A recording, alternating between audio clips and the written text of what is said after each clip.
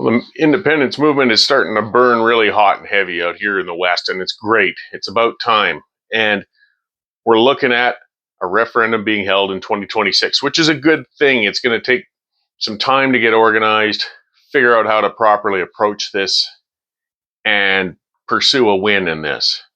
And of course, one of the things that a lot of people are enthusiastic, they want to get rolling, they want to participate, they want to make sure we get those winning conditions, but they're not sure what to do. Well, I'm going to tell you one of the things not to do.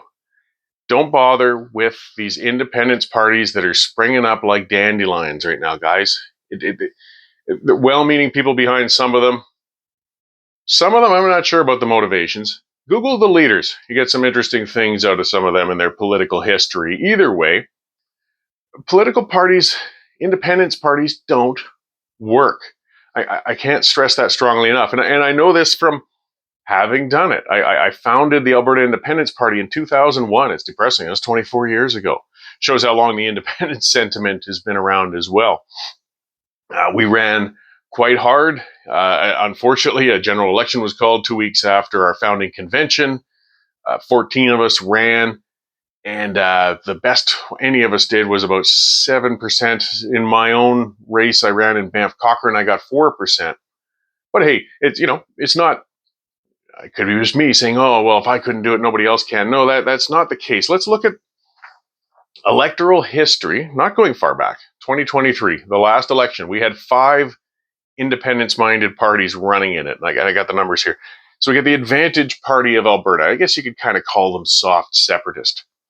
They ran in 2023. They got 0.04% of the vote. Yeah, that's not a typo, guys.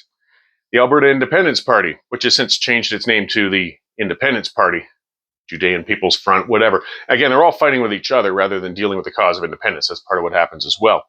They got 0.29% of the vote. The Buffalo Party, that's the one that's been renamed absurdly into the Republican Party. And think about division again. Think about division. This puts it immediately into the 51st state notion, which some people like, some don't. And it clearly tries to make itself look like an American party. I really wonder about the motivation of these guys. And this party's been auto-dialing people on lists and annoying them. They're not doing the independence cause any favors. I don't know what their point is, but either way, they took over the Buffalo Party. That's how they got formed. This Buffalo Party ran in the last election. They got 0.01% of the vote. Good work. The Wild Rose Independence Party, 0.05% of the vote. The Wild Rose Loyalty Coalition, yeah, this is all just in one election, guys. They got 0.24% of the vote. Then the Solidarity Movement, that was led by Artur Pawlowski. Yeah, 30-some candidates out there. 0.26% of the vote. Okay, guys, 5 parties all running. And if you add their vote all together, so because people say, well, they're splitting the vote. What vote? All together, they got 0.89% of the vote. They didn't even get 1%. Independence support was polling around 18-19% at that time. So you would think they would do a little out there, but they didn't, because they can't, because independence parties don't work. Again, maybe some people are well-meaning going into this, and they want independence, and they think the party route is the way to go, despite all of the statistics showing clearly otherwise. But a lot of people maybe haven't run under a banner of it. Part of the problem is you instantly become single issue. That's all you can discuss at the door. And when people vote in a general election, they're looking at a lot of other things. They're looking at healthcare policies. They're looking at education policies, all those other things. And that's part of it. If you're a political party, you have to dilute it with a whole pile of policies. That's the nature of it, because you're saying that you want to run the entire province. So independence just becomes one of many, many policies, except in the inverse, when you're door knocking and you got the name Independence Party, that's all you could talk about at the door. Look how well Marijuana Party does, things like that. It's lost. And then you go door to door and people say, yeah, I kind of support the concept, but I got to vote for everything else, not just this independence thing. So you don't garner a vote. You might garner some sympathy. The other thing, let's say one of these parties does take off and does do relatively well. Okay, so let's say they polled 20%. Campaigned really effectively in the next provincial election and got 20% support. Well, where are they going to get that support from? They're going to pull it from the UCP in Alberta. Recent polling showed independent support in Alberta right now at 36% support, which is really strong. I mean, that's people are trying to dismiss that. That's incredibly strong. But when they break that down among who supports independence within which parties, 65% of UCP voters support independence. NDP, only 2% of them support independence. I'm surprised it's even that high. So the socialists don't like independence. They're going to rally around the NDP. Their vote will not be divided. Meanwhile, if some independence party jumps forward and gets 20% of the vote, they will win 0 seats, but they will suck about, let's say, 17% of the vote away from the UCP. You know what happens then? Premier Nenshi and the NDP, and they will never give Albertans the ability to even hold a referendum, much less support independence. So we got to think smart here, guys. We got to think strategically. If you got a beef with the UCP, that's fine. But for now, they're offering the mechanism. This is the most Albertans have ever seen in having the ability to move towards independence, and that's the referendum. Everything has to focus on the referendum. Take part in the UCP. Certainly get into policy formulation, do all of those other things, or start with another party working on those things. But if you think an independence party is going to get you closer to independence, you won't. And some people saying no harm, no foul. Well, it's fine, but you got to think cost benefit. You got to think of the effort, the time, the money, because we've got 36% support and perhaps a year to try and turn that into, as per the Clarity Act, a clear majority. That's still a pretty big leap of people. That means a lot of campaigning, a lot of groundwork, a lot of effort, whether it's on individuals, like I talked about in a past video, how you can be an independence ambassador, or whether it's among groups that are promoting it for the referendum.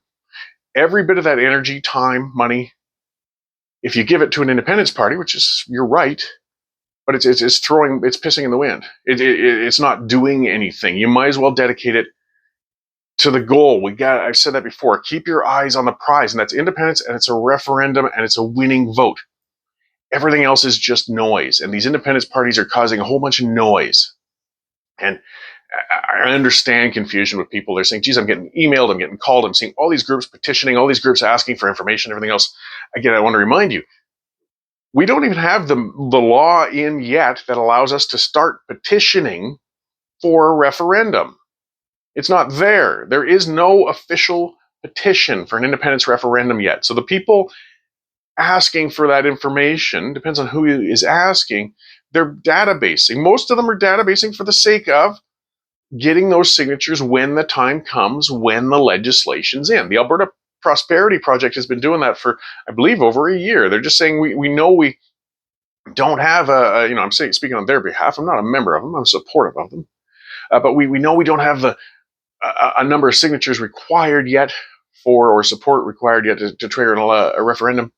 But we're getting the people together so that when the time comes, we can reach out to them again and get the proper signatures on a formal paper petition so we can trigger the referendum. Fine, sign up for that. Sign up for the others if it's just email if you want. I mean, the worst they'll do is spam you for the most part. Again, except for that one party that's dialing up your phones for some bloody reason. But the independence movement isn't going to come and be succeeding through an independence party. So push them aside. Quit listening to them. Quit giving them oxygen on this, guys. It's diluting the effort. It's dividing already divisive-minded sort of people if they want independence. And there's going to be other groups coming up. The Alberta Prosperity Project's the main and dominant one right now. Maybe other ones will form, and I think they should. I mean, you never know. With these different groups, some come, some go, some implode. As long as you're all marching towards the goal of an independence vote, it doesn't matter. So actually having that diversity of groups sanely moving forward toward that, we could reach that goal. But if you start messing around with all of these other different little parties, you're just, again, you're running on a treadmill, and we're not going to get anywhere with it. And I mean, a lot of people are eager to see a leader emerge. They're saying, we need somebody to jump up and take the reins of this. And of course, political parties are the more traditional mechanism for that sort of person. That's where René Lévesque, really started things up in Quebec through a party movement. I understand that. But you got to remember, too, they didn't say it's the Quebec Separatist Party or the Quebec Independence Party. It's the Parti Québécois. It's the Bloc Québécois. They're wearing their independence notions on their sleeve because they know they've been at this longer than us. They know that independence parties, expressly independence parties, fail. They won't get there. They won't do it. So things are looking great. They're looking optimistic. There's town hall meetings being held around the province, rallies. There's groups forming that are going to move this towards it. But remember, it's mixed. We've got probably a year before a referendum. Sounds like a long time, and it is in some ways, and it's short in others. We got to think strategically, network, dedicate your time solely, though, to figuring out how are we going to get a clear majority to vote yes on an independence vote. And one of those steps on that is stop dedicating time and energy to these little independence parties. They're not helping the matter whatsoever. Just have to make that clear because we're in the formative stages of this whole thing.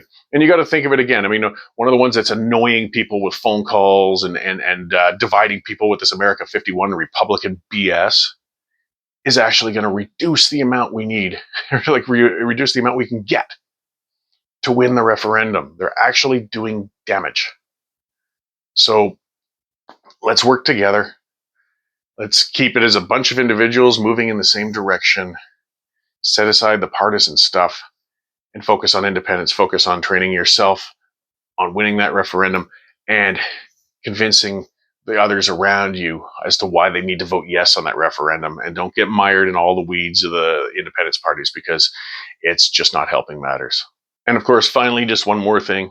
I did, due to 20 some years of working on this, wrote a book, more instructional wise, but just to help keep things on the right path. Learn from the mistakes I made. As I said, we're starting an independence party, for example, and a lot of other things, how to campaign, how to take part in political parties, even if not on the independence party front, and making those points for helping support, helping build that support for Western, particularly Alberta independence, Saskatchewan too.